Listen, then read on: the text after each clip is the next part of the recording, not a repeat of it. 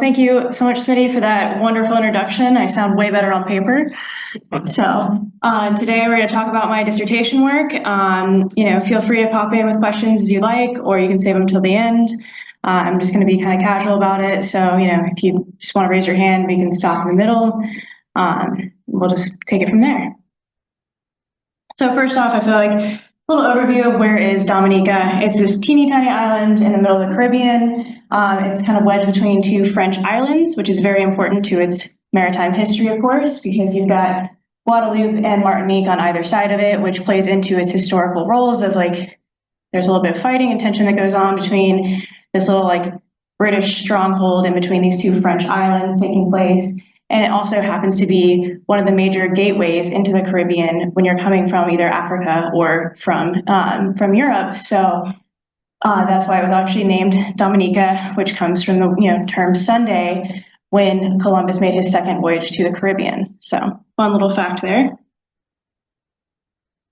And yes, I mentioned that this island, the first time I went there, I was like, man, I feel like this, I just landed into Jurassic Park because you have these massive mountains, these high cliffs, and everything's jagged and rough and kind of difficult to maneuver. And of course, that made me start thinking about how do people use this landscape? How do people live in such a difficult but beautiful place?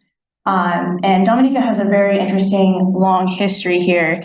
So the earliest evidence we have comes from the late ceramic age, which starts around 500 AD. Then you have the descendants of the Kalinago. So the Kalinago are the indigenous group that still actually lives on the island today. Their descendants first ended up there sometime around 1250. We have evidence of their pottery. You see different shifts and changes. That's how we're able to identify these shifts in cultural changes. Then you have the European arrival. That period gets really messy. We'll get into that as we go on. Around 1500, 1600, like I said, Columbus's second voyage is when you first start seeing European presence on these islands here. And then the British kind of made their way a little bit more formally onto the island. Around 1763, they kind of claimed it as their own. And then you see a bunch of strife going back and forth with the French, so there's a lot of mixing there. And then the French took over for a very short time in the 1700s. They took over, and that went back and forth for a little while. And so you also, again, see all those kind of movements back and forth and those shifts until it finally did get turned over to the British. And then they were present even during emancipation in the 1830s. And then they finally became their own independent nation from the British in 1978. So, all right, so this map is taken from Dr. Lennox Honeychurch, who is a very well-known historian on the island. This is part of his dissertation research. And what I'm interested in here is the unofficial trade route. So right here, you have the capital, that's Roseau, that's the biggest city. And then you've got Portsmouth up here to the north. Those are the two big ports on the Caribbean side. You can see why you'd like the Caribbean side. It's nice, calm waters, very clear, beautiful.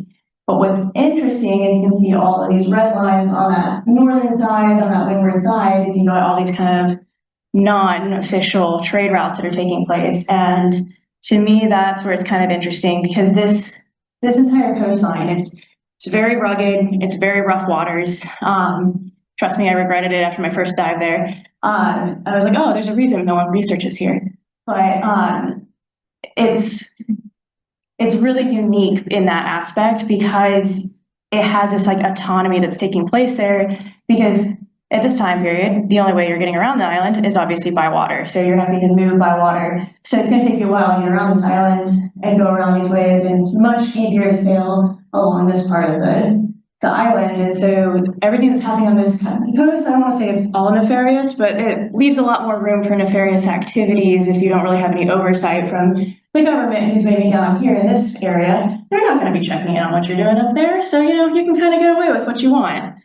So there are some other known sites in Dominica. You have the famous shipwrecks from the Spanish fleet from 1557. That's off of Capuchin, which is the very far north, that little piece on the top there. And actually these vessels right here were actually left when they took off in the middle of the night and left this government very little in return. The only other official archaeological survey underwater was conducted by Stomacher, who is a group out of Curacao, and they looked at Rousseau and Portsmouth.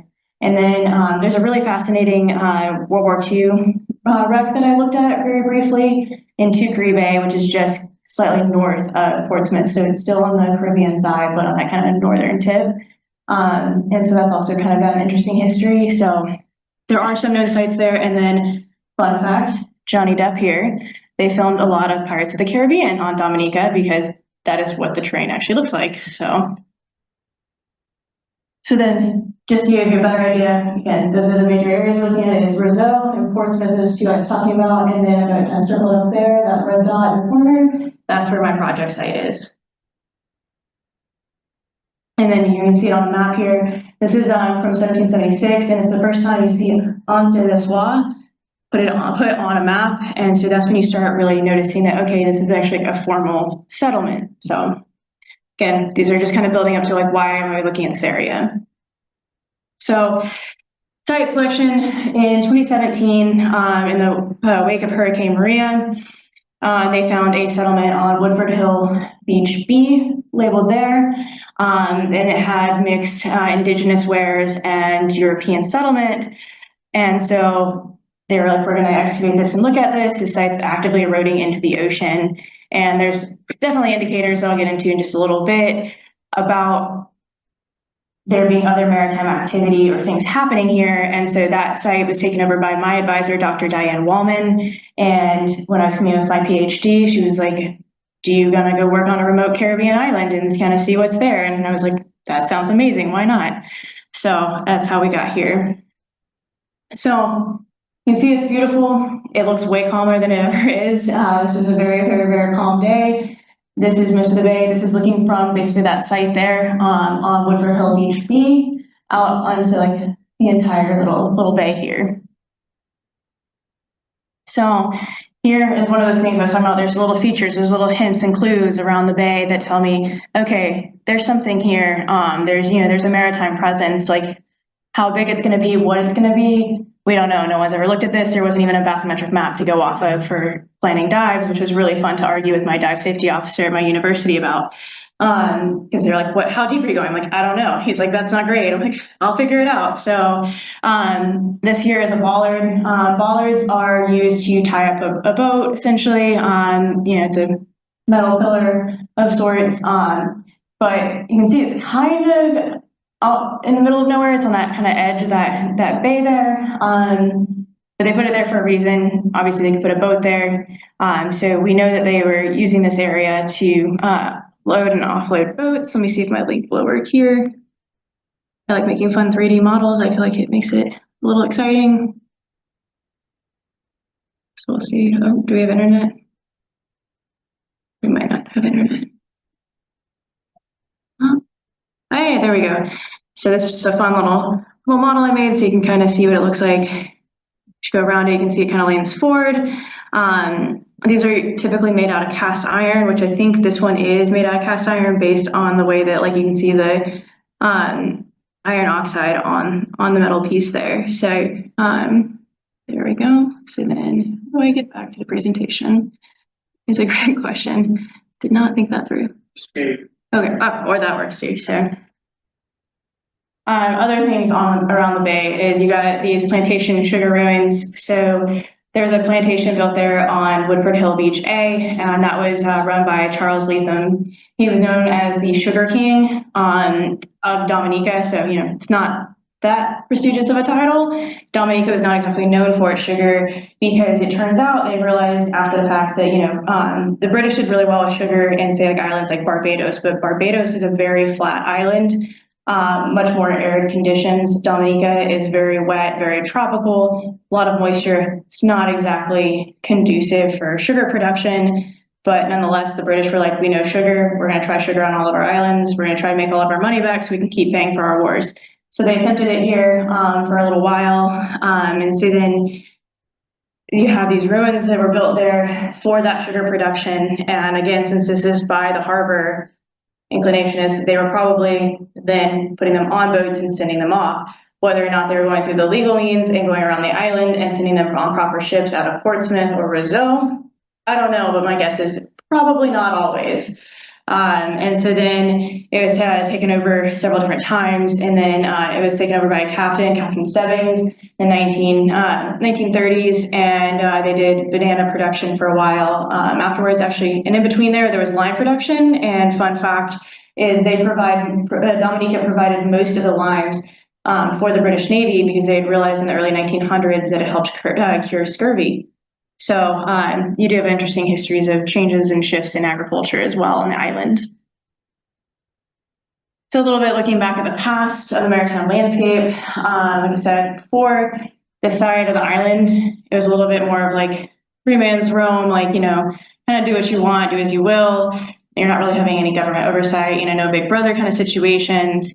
And so you kind of see that happening there. And like this is also the area where the indigenous people were pushed to, as well as the Europeans kind of came forward onto that Caribbean side.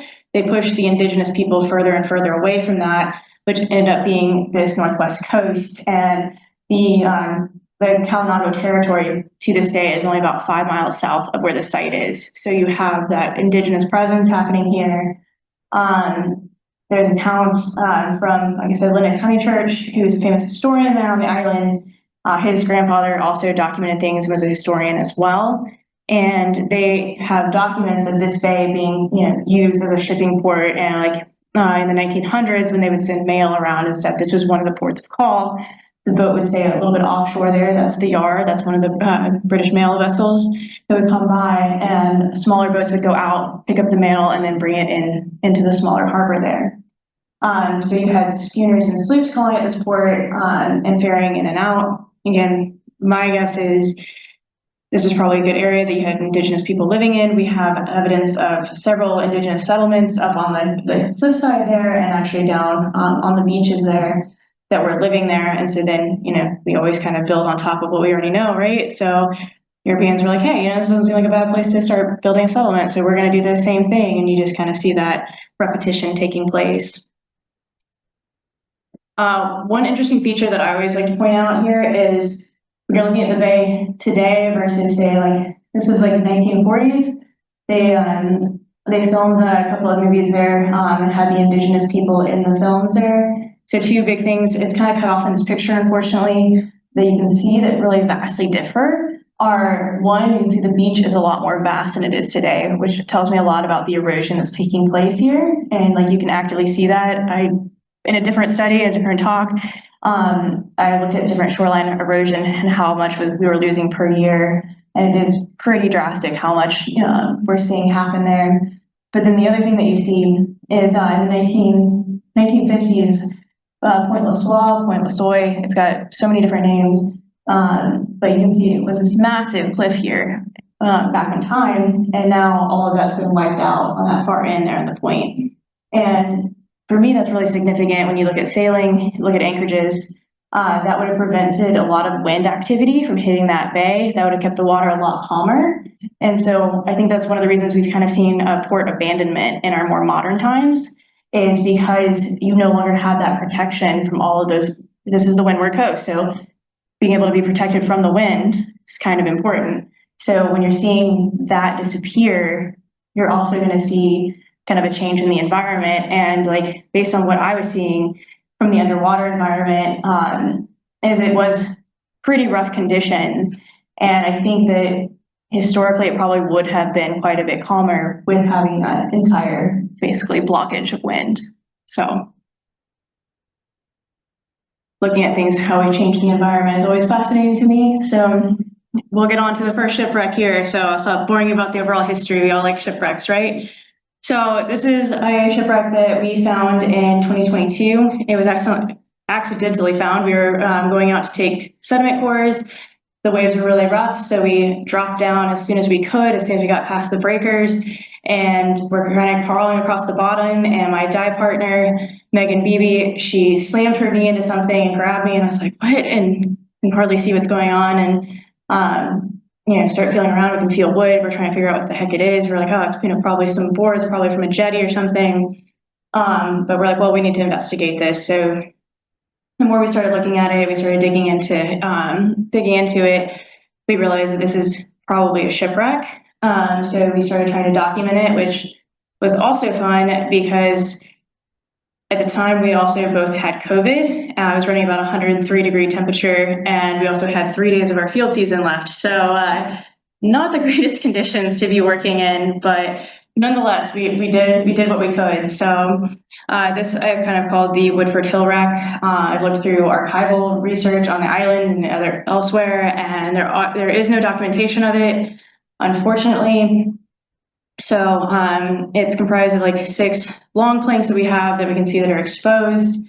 It's about 6.5 meters long, and the planks are around 20 centimeters wide and 6 centimeters thick. And then we have some exposed bricks at the south end of the wreck. They're pretty interesting. They're really big big bricks at the south end, and I'll get into those in a minute here. This is another view of it. One of the interesting things that you can see in this picture here is you see this kind of weird light grayish kind of coloration on the wood there. And that could be some type of concretion that's taking place from it being exposed underwater. Or I've talked to several different curators who have told me that maybe it had something to do with some type of like liquid sheathing or some type of material associated with like protection of the wood. And the bluish tinge could have something to do with copper being used. So not entirely sure. We're still trying to explore that. So that's one of the things that we're kind of interested in there. Here's just our first quick and dirty map of the site, trying to get everything in. Like I said, conditions here can be very interesting to work in. So we had one day where it was clear, and we tried to get every photograph of every angle and video that we could, because most days it looked like this. And that plus extreme nausea and fever made it very difficult to work in. But nonetheless, you can do what you can do. But I think this really speaks to how like dynamic this environment is. That like one day it's crystal clear and you can see everything, and then the next day you're like, am I in a swamp or am I in the ocean? I don't really know. So here's another more formal field map we did, and here is a photogrammetric model. And dear Lord, help me, I'm going to try another link here. Ooh, maybe not. Let me see. How do I go back? All right, let's see if a friend of mine helped me make this model. She specializes in 3D, and I was showing her some of the video footage, and she was like, oh my gosh, your visibility is terrible. I was like, I know. She was like, well, we'll see what we can get. So this is a photogrammetric model of the wreck. Right now it looks green. We're working on trying to get other layers put on it, so you'll actually be able to see the normal coloration of it.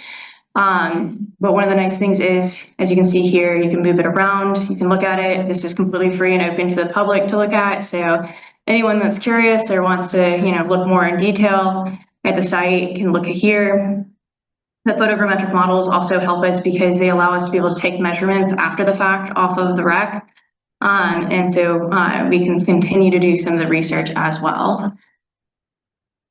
So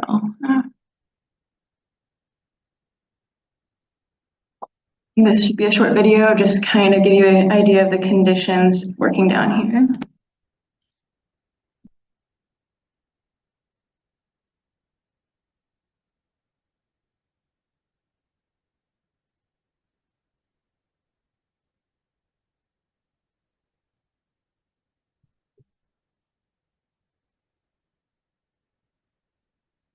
So just a short little piece of what normal conditions are down in the bay there on these sites. You can also see that there's a lot of growth on this area, which it also is an indicator that there's something down there, because a lot of this is just open, flat sand, so you don't see that, which did help us in trying to figure out the extent of the site. So then other things we started trying to document, in our very short time, 3 days there, was, okay, what do the fasteners look like? What other features can we document and record while we're here? So we started looking at the fastener holes, and most of them, if you notice, actually are empty, which was actually very interesting and tells us a lot about it, because that to me tells me, well, this is pretty shallow water. This is about 15 feet of water.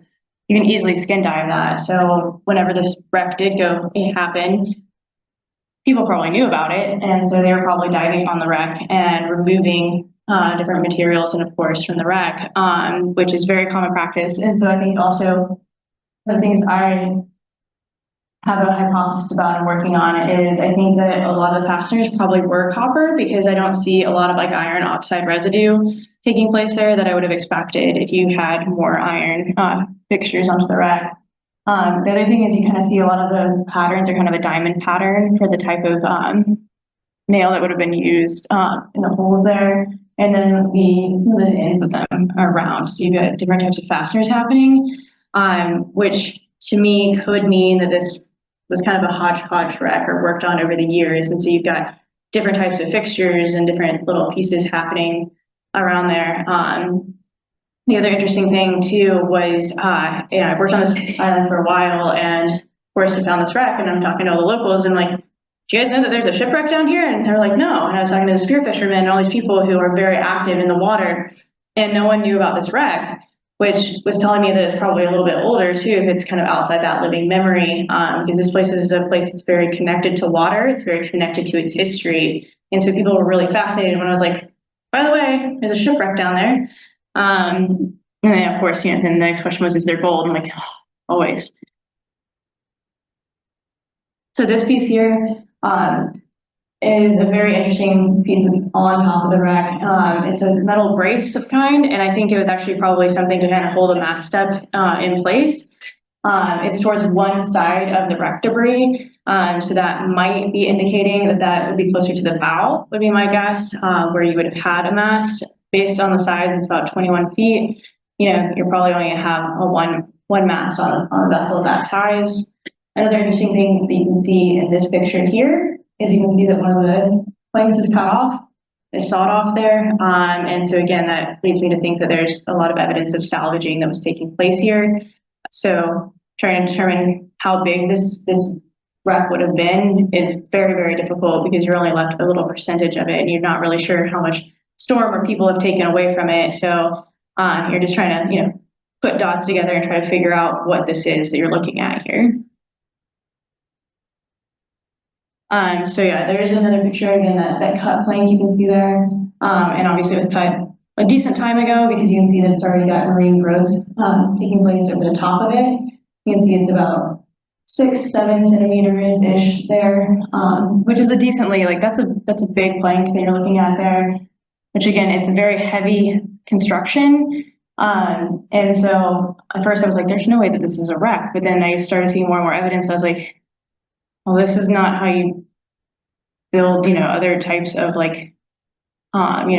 boardwalks or other things. And, more and more things started coming up. Like I find some mast rings and other things. I'm like, well, what else could this be? And so then it was like, okay, well then what type of wreck could this possibly be? And we'll get to that in just a little bit here. The other interesting thing was down at that south end, like I said, there's bricks, and these bricks, they measure 10 by 20 centimeters, almost exactly, they're perfect, and they're very large bricks. And I talked to a French colleague of mine who was like, they're measuring perfectly in centimeters, and it's probably a French wreck. And so he was very interested in it because he works on Martinique, and he was like, well, there's a lot of illegal trade and stuff that was happening in between Dominica and Martinique and Guadeloupe at this time. A lot of families were very split between the islands. So you had people living, across these kind of islands. Again, you could actually get to either Guadeloupe or Martinique faster than you could get around the other side of the island. Just to give an idea, it's so mountainous. It wasn't until the 1960s that you had the first road that actually crossed over the mountain. So you are going by water. And if it's easier to get there by water, you're probably going to be more likely to trade with your French neighbors than you are to go all the way around the island to trade with your British buddies. So it is interesting that you don't really know the identity of the ship, but there is evidence indicating that maybe it was of French origin. Again, cannot confirm that. It's just a hypothesis given the size of the bricks that we're looking at here. So I did take a wood sample. I was hoping to maybe be able to date it, doing dendrochronology, but we are in the Caribbean, and my luck, it is a Caribbean wood species. Yay! It came out to be white cedar. White cedar is very commonly used. One of the shipwrecks in Port Royal was made of white cedar as well. And so it was commonly used for like vernacular wood building in the Caribbean. So it was not really that surprising to find that that would be the case. But the problem is with Caribbean wood species, because tropics rain all the time, you cannot clearly identify rings, so you can't use it for dating. But I was excited to at least get something out of that. I was like, oh, I'm glad I didn't cut into this site for nothing. So I had it sent off to a big research institute in Buren in Germany that has like one of the largest databases of all different wood species. So that's what we were kind of looking at there when it came back with white cedar. And white cedar does grow on Dominica. Dominica does have a tradition of shipbuilding. The Kalinago built canoes. And I mean, these canoes were massive. They were bigger than a lot of the caravels that the Spanish brought over. And there's historical accounts of saying, oh my gosh, like they can maneuver so well, and they would outrun the caravels, and they were so fast, and they were amazing. And that's actually one of the reasons that the Kalinago survived in the Caribbean, because we all know that didn't always happen with indigenous populations when Europeans came over, especially on the northern islands. And so one of the reasons was they were so amazing at shipbuilding or boat building, whatever you want to call it, because those were canoes, but they weren't like our style of canoes that were, day canoeing in. They're very large canoes, so they were multi-manned. So then when I started looking into it further, I was like, okay, what kind of boat could this be? I was never able to like uncover a keel. Like I said, I only had 3 days, so we had a very limited time to identify the wreck. And also my permit initially was like non-invasive. So like I was doing hand fanning, I was doing very light things. I was not going to do fully excavating the site or anything like that. And so I started looking at like local vernacular watercrafts. And one of the ones that really became interesting to me was the Nevis lighter and the doher, which are types of barges. The Nevis lighter is one that I think it would be most likely to be similar to, and that was used in St. Kitts and Nevis and other islands.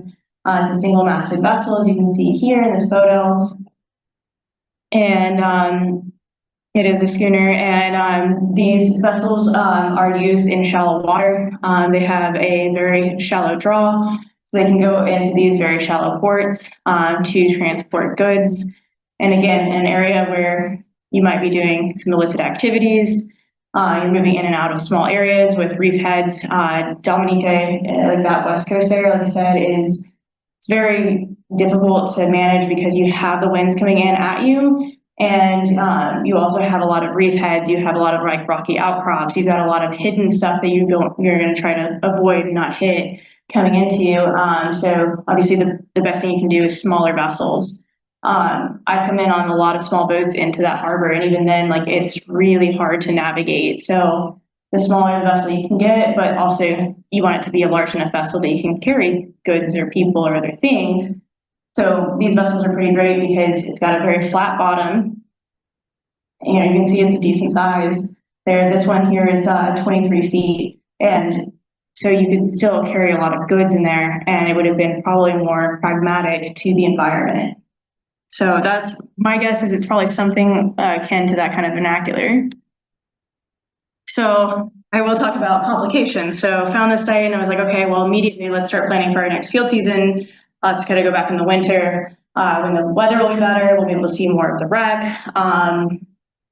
So we decided to come back in March of that following year. The site was initially found in August, and they were building an airport on the island, a new international airport.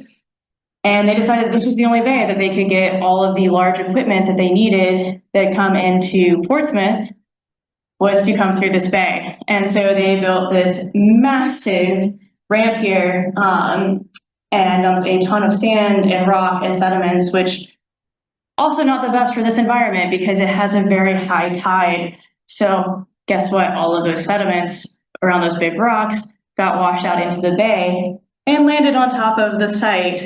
So when I went back, only a few months later, less than 6 months, and I could probe down and I could hit the wreck remains, but I was looking at about a meter of sediment now.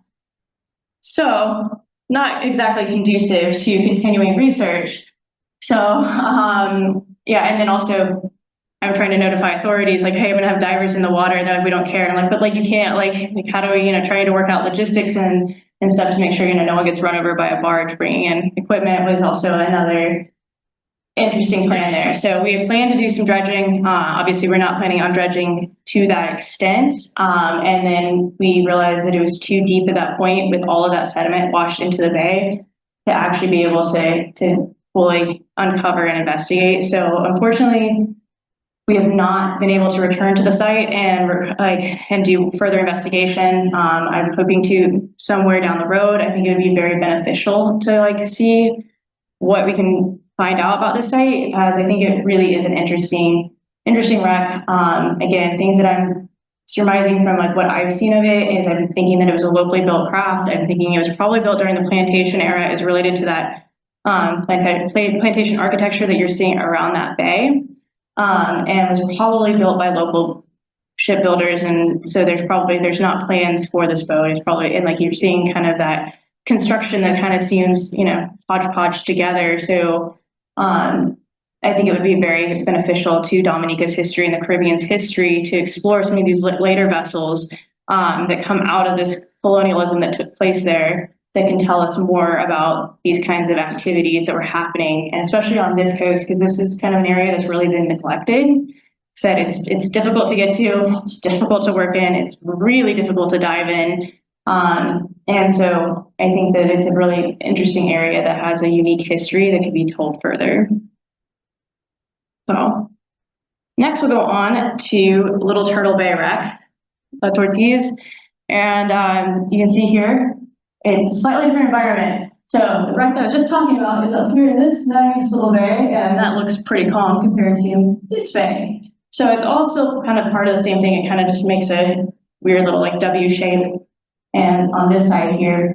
So we first decided to explore this because we had learned from locals. They talked about a schooner called the Cotton Blossom that was buried on the beach there. And every couple of years, a big storm would come in, wash out sediment, and would expose it kind of on the beach here in one of the creeks. So we're like, well, we'll go explore that, and we'll jump in and go diving here and see what we can find. One thing I will say, diving here is very difficult. I did it one time, and it was possibly the worst dive of my life. You can see there's all of this is hard sediment here. It's hard, compact, kind of rock kind of material. So you kind of get over those breakers into the water, and then you're trying to make sure that you don't get pushed back up onto those or pushed into one of the rock faces. So it's a difficult environment, but the interesting thing is, again, seeing that change and transition from not that far away, the environment just changes dramatically in such a small area. So this is that little creek I was telling you about. They were saying, oh, there's this wreck that pops out there. So we did probing, we did metal detecting, we did not find anything. It hadn't been seen for many years. So my guess is one of the bigger storms that they had, Hurricane Maria, either wiped out everything that would have been there, or because it had been there since the 1800s, that through salvage operations and things like that, that there were no more remains left to be kind of found, especially through efforts such as probing, and especially not having exact coordinates. It's still a decent enough size of an area that, needle in a haystack kind of thing. Are you really going to find this? And, are we actually going to hit this site? So we did not find a cotton blossom, but she's supposedly there, maybe one day. So then we got into the water, snorkeling around, and then we found this nice little debris field, and we're like, that looks like that stuff belongs on a boat. So we started exploring it, and then that's when we decided the best way to do this would be through diving. And we're like, the way that that bay is, so you can see from that photo taken from the top, you got to go down this really steep kind of muddy path and half sliding down to and then maneuver through kind of the jungle there in order to come out to this little beach there. That's really pleasant once you get out to the water. Just the getting there is a little tricky. So we're like, oh, we'll rent a boat. That'll be easier. No, because none of the local boats would get you close enough And so we had a heck of a swim from the boats out to try to get to the site and to even do any kind of archaeological work there.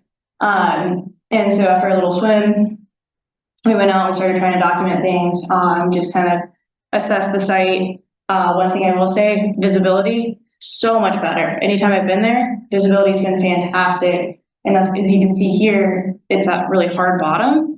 And so you don't have that sedimentation kind of built up in the water. So it's not churning that sediment all the time. So you do have much clearer conditions, even though it is a much stronger surge kind of environment that you're working in. And again, this is about 22-ish feet of water. So you're still looking at very, very shallow sites.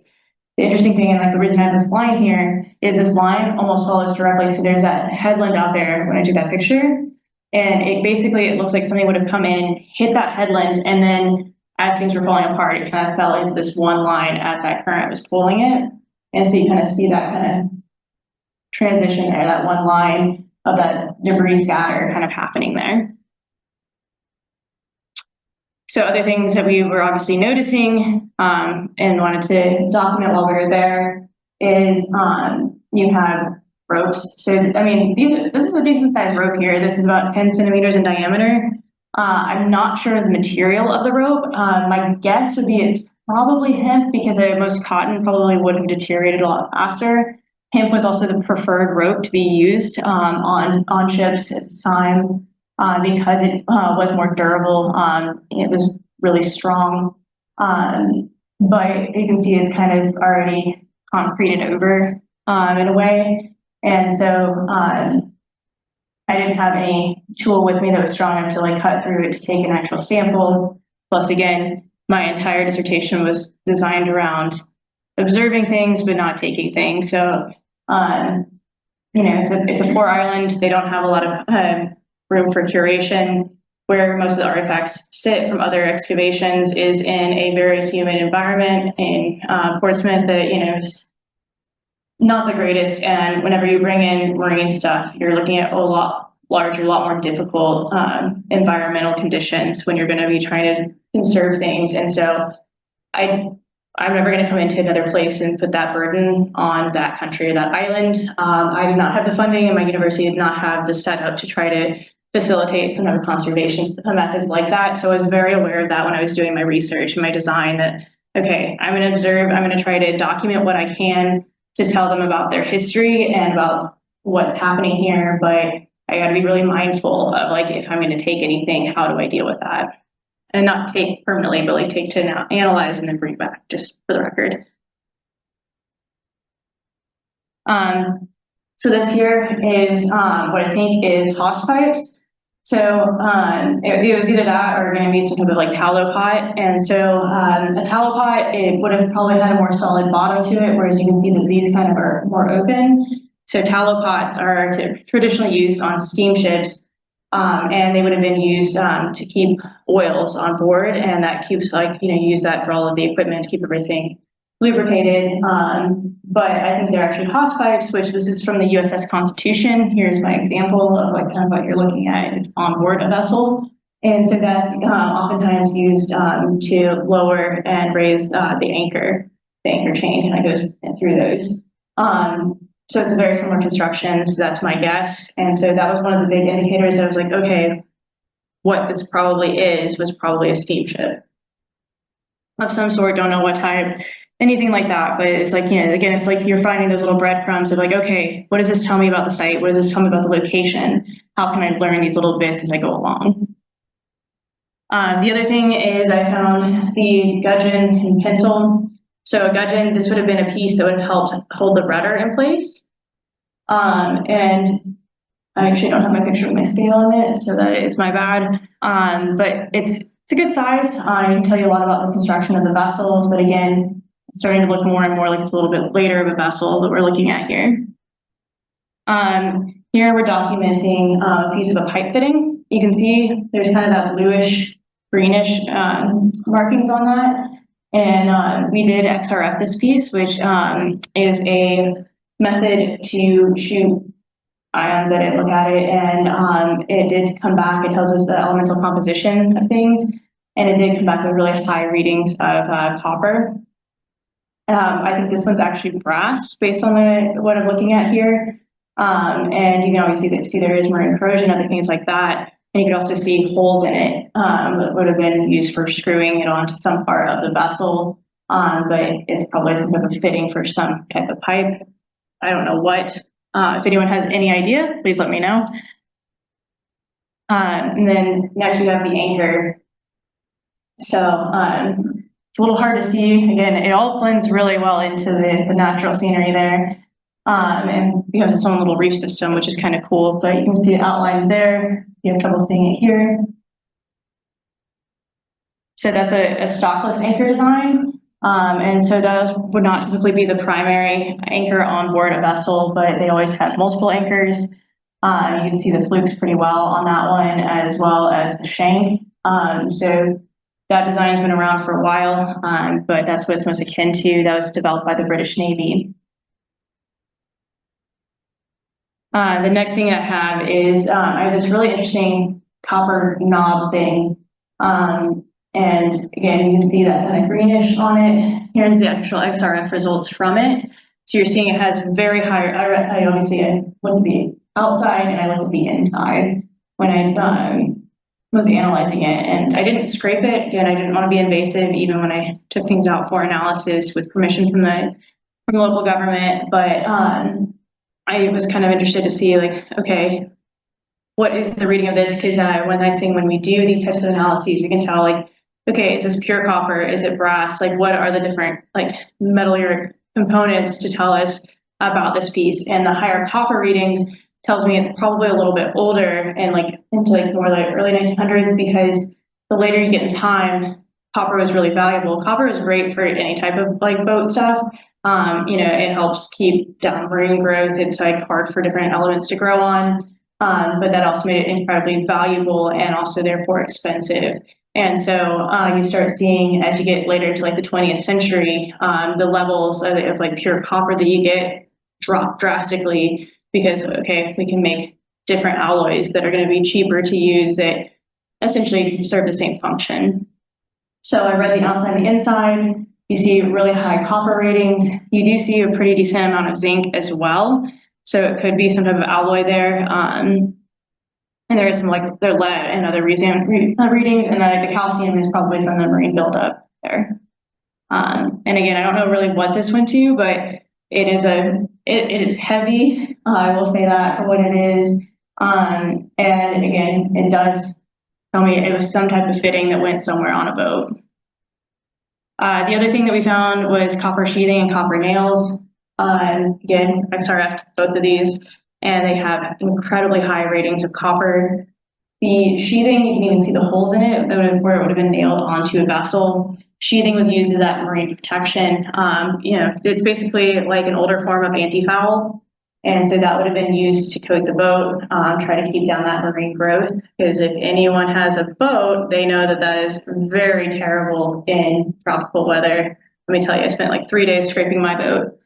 And then to the right there, you've got one of the tacks or sheeting nails that probably would have been used to adhere this to the boat. Same thing, you want to kind of use similar material. You don't want to put copper sheathing on and then do an iron nail, because then the iron's going to corrode away and then your sheathing's going to fall off and then you kind of a waste. So then that's kind of the two wrecks that I've looked at here that I'm kind of curious and interested in how these are going to play out. And one of the interesting things about these two wrecks is you've got very different types of construction. You've got one that's very much obviously steam powered, but probably had a wooden hull because of the copper sheathing and these other elements. So you're seeing that transition, and there is a lot of research that says that like there was a large amount of wooden vessels that were kind of used and modified for steam, especially in the Caribbean. Because again, you're looking at those areas that don't have as much marine technology and power as say other nations, and so you see a lot of ingenuity and working with what you got, what can you make it, how can we turn this into something more. And so that's one of the interesting things I think you see there. And then when I look at the two wrecks together, you've got a very different style of construction, a very different type of vessel that I think represents an earlier period of time, this island. and you've got these in two very similar locations. So you can see that map there. I was talking about that in a W shape. So it's all still part of the same bay, but you're seeing very, very different styles of vessel taking place. And I think it really speaks to the maritime history of this area and to this region. And the other thing is, like, because especially in this part where that first wreck was found, you have such a high rate of sedimentation. I took a lot of sediment cores there, and I could never even reach background on my cores when I was trying to do lead 210 dating, because the sedimentation rate is so high, which we really didn't expect for such a small bay with such energy. You would think everything would get sucked right out, but there's actually two depots. You can see that light pink dot represents one of the deeper basins there that we took a core from, and it just becomes a catchment zone, and you actually get kind of almost like a pluff mud, more anaerobic environment happening there, which is great for preservation. It's not great when you're trying to get a date, but it does tell me a lot about the environment that's taking place here. And so I really like looking at these two different environments together, this really interesting natural environment that you have of this really untamed, high energy zone that you're looking at. And then you also can see how people have adapted and tried to shift in and use different methods of boat building and constructions and stuff to utilize that environment, which is very cool. And actually up until the 1990s, that beach there, they used to bring all the fishing vessels up to, and they would call out of a conch shell and they would offload fresh fish. And all the locals from this village up here, which it looks way closer than it is because it's just straight up a mountain, would all come down when they would hear the pronghorn being called to get their fresh fish. And I've talked to locals about it and how it's changed, and you no longer have that happening on that bay anymore. There's now a more public harbor area where you've got the fishing vessels down in Meranda, which is further to the south. But one interesting thing that I noticed that was happening while I was there, as you can see my friend here, Maurice, he is a seaweed farmer, and or sea moss is with the variety they grow here. And so they have now kind of repurposed this bay that used to have this maritime history, that you see this kind of changing environment, changing landscape happening. And so they now use it for planting sea moss that they're growing. And they make it into smoothies and milkshakes and drinks, and they use it for skincare products. And they'll set up big drying racks all along the beach to dry out the sea moss. And use it for different things. It's highly nutritious. It's very good for you. But I thought this was a really interesting piece, because transitioning away from this, it's still a marine history, it's still a marine environment, but you're seeing this change from this, maritime trade that was taking place amongst the islands, along the island itself. And you see this transition to this marine agriculture now. And so even though fishing used to be bigger, like I said, you have so many different phases kind of interweaving in here, like after European settlements, like I said, you've got the sugarcane, and then you move into the limes, and then from the limes, they moved into bananas, and then there was kind of like a lull in it, and then there was some, just local fishing that would take place here, and then that kind of died out, and it seems like every time that there's a new, or something that dies out there, something else becomes born out of it, which I think is really fascinating to kind of see that people are still utilizing this landscape to the best of their abilities for whatever their needs are at the time. And so now you're seeing this new phase take place here with this new planting of sea moss. So it's one of 4 places on the entire island that they're growing this, and they're going to try to make it Dominica's largest export. And so I just thought it was a really interesting way to kind of tie in the history of this evolution, and like showing that like this bay, this space is still a very like living, breathing object that is changing and transitioning as people use it and move about it. So yeah, that's those are the 2 wrecks that I have right now. Does anyone have any questions?